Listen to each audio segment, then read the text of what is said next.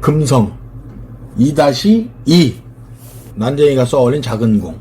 난쟁이가 쏘아올린 작은 공. 조세희.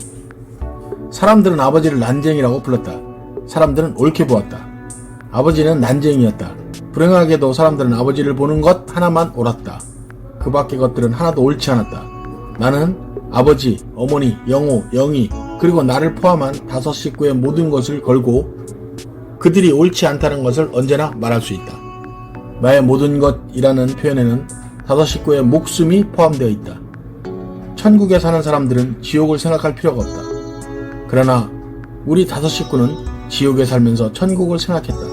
단 하루도 천국을 생각해보지 않은 날이 없다. 하루하루의 생활이 지겨웠기 때문이다. 우리의 생활은 전쟁과 같았다. 우리는 그 전쟁에서 날마다 지기만 했다. 그런데도 어머니는 모든 것을 잘 참았다. 그러나 그날 아침 일만은 참기 어려웠던 것 같다. 작품에 대하여 1970년대 한국 사회의 모순을 다룬 난쟁이가 쏘아올린 작은 공에 실린 작품으로 빈부와 노사의 대립을 형상화하였다.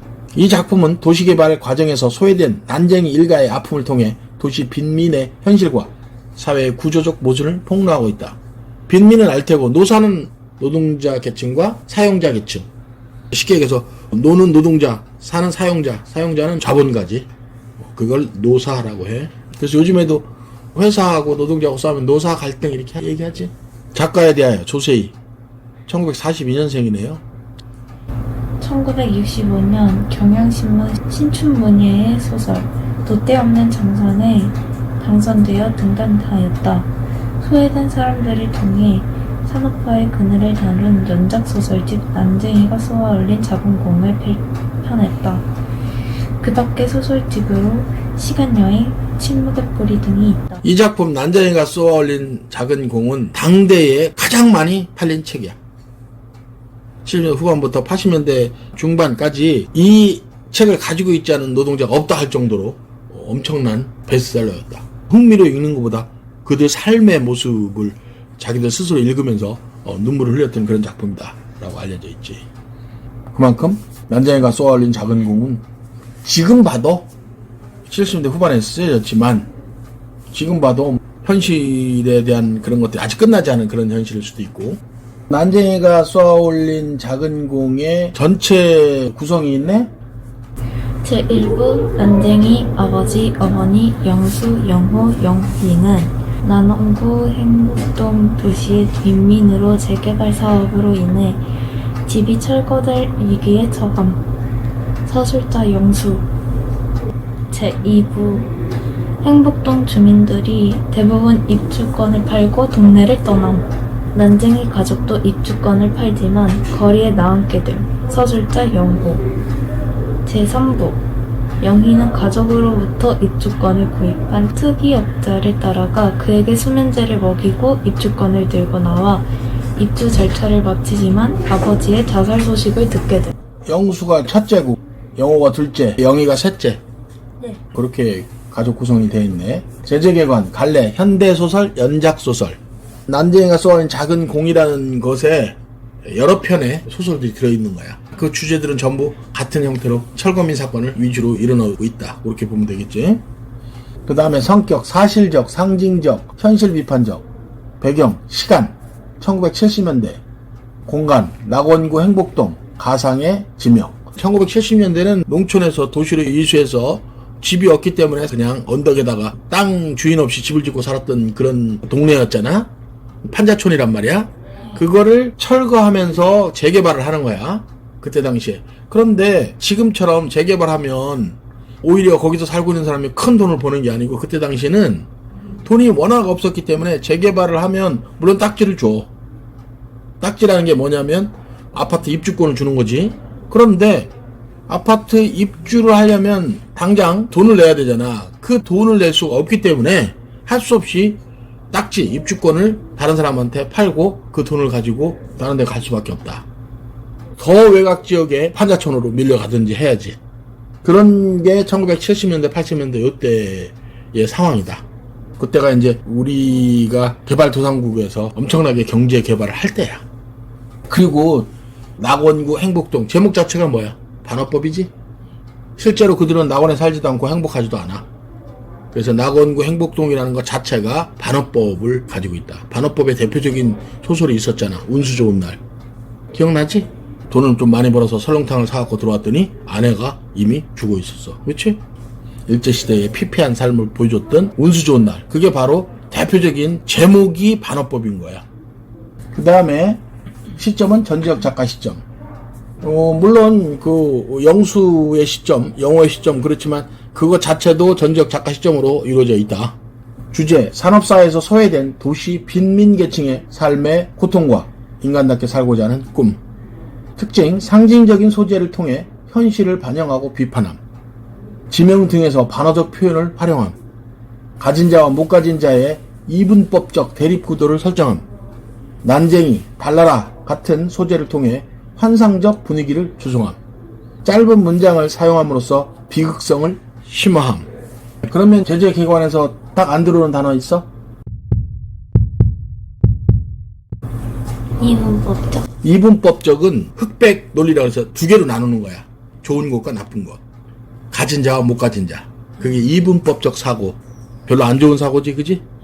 내 편과 네 편으로 확실히 가르는 게 이분. 세 개로 나누면 3분이잖아. 네 개로 나누면 4분이잖아. 그런데 이분법적 사고 그러면 흑백 사고라 그래서 내 편과 네 편으로 가르는 갈등의 원천이 되는 선명하긴 하지. 선명하긴 하지만 논리 자체가 제3의 것도 없고 4도 없고 이분법이 그런 거다. 그 다음에 난쟁이의 상징성. 난쟁이라는 텍스트는 사회문화적 맥락을 바탕으로 난쟁이가 써올린 작은 공을 1970년대 사회 상황을 떠올려 보고 이 작품의 중심 인물을 신체 장애인인 난쟁이로 설정한 까닭이 무엇인지 해석해보자. 1970년대는 산업화가 본격적으로 진행되면서 빈부격차와 계층 갈등이 심화되는 시기인데 중심 인물을 난쟁이로 설정함으로써 사회 구조적 모순으로 인해 불구적 삶을 사는 도시 빈민과 노동자 등 소외계층의 실상을 드러내고자 했다. 그러니까 난쟁이는 실제로 두 가지의 의미가 있어. 신체적 장애를 뜻하는 난쟁이일 수도 있고 또 하나는 도시 빈민과 노동자 등 소외계층을 뜻하기도 한다. 왜? 작은 사람이니까. 난쟁이는 작은 사람이니까. 소외계층이니까 작은 사람이지. 그러면 거꾸로 부자들은 거인으로 상징할 수도 있겠네. 그래서 난쟁이가 쏘아올린 작은 공의 가장 중요한 난쟁이는 이렇게 신체적 불구를 의미하기도 하지만 삶의 불구를 의미하기도 한다. 삶의 불구자지. 빈민층, 소외계층 이렇게. 사람들은 아버지를 난쟁이라고 불렀다. 사람들은 옳게 보았다. 다르게 해볼게. 사람들은 아버지가 가난뱅이라는 걸 알고 있었다. 빈민층이라는 걸 알고 있었다. 소외된 자라는 걸 알고 있었다. 사람들은 옳게 보았다. 하지만 내면은 보지 못했다. 삶의 진실은 보지 못했다. 즉 난쟁이가 능력이 없어서 못 사는 게 아니고 열심히 일했지만 사회 구조적인 모순 때문에 못 살고 있었다는 것이지. 그 얘기를 하고 싶은 거야. 그래서 뒤에 보면 이렇게 돼 있어. 하루하루가 전쟁이었다. 이 전쟁은 생존 전쟁이라는 뜻이야. 그리고 빈민층과 소외계층은 늘 생존 전쟁에서 패배자가 된다. 그 얘기를 그렇게 했다. 통장이 이걸 가져왔어요. 내가 말했다. 어머니는 조각마루 끝에 앉아 아침 식사를 하고 있었다. 그게 뭐냐?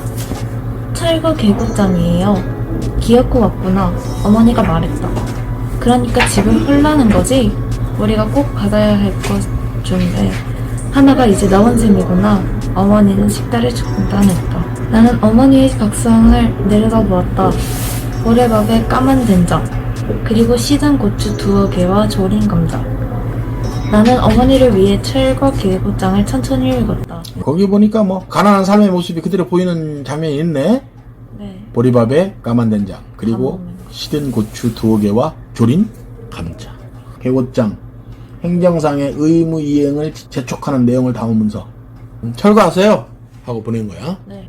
낙원구 주택 4441- 수신 서울특별시 낙원구 행복동 46변지에 1839 김부리 귀하.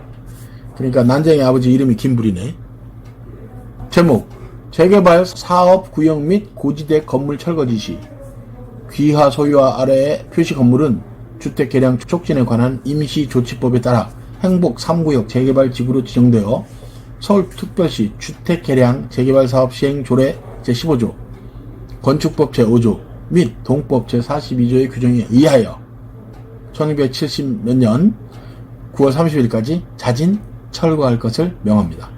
만일 위 기일까지 자진 철거하지 않을 경우에는 행정 대집행법에 정하는 바에 의하여 강제 철거하고 그 비용은 귀하로부터 징수하겠습니다.